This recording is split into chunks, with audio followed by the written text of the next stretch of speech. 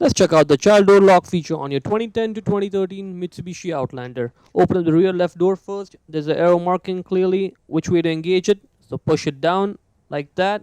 And now the child door lock is engaged. We can still open the door from outside even when it's engaged. The child door lock only stops the inside occupants from opening the door from inside, right? Let's check it out now. See, no matter what I do, I cannot open the door. Lock, unlock position doesn't matter. I cannot open the door now. The only way to open it from the outside. Let's disengage the child door lock feature now. Push that button back in its original position like that. And now let's see. Now, if I put the door in lock position, I cannot, so that's good. Unlock, I can open the door, so that's good.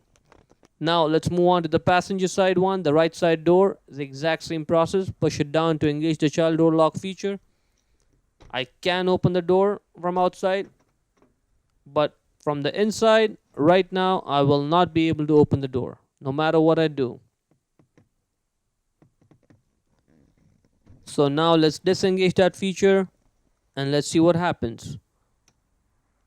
It's disengaged, and just to point it out, engaged, disengaged, I can always open the door from outside.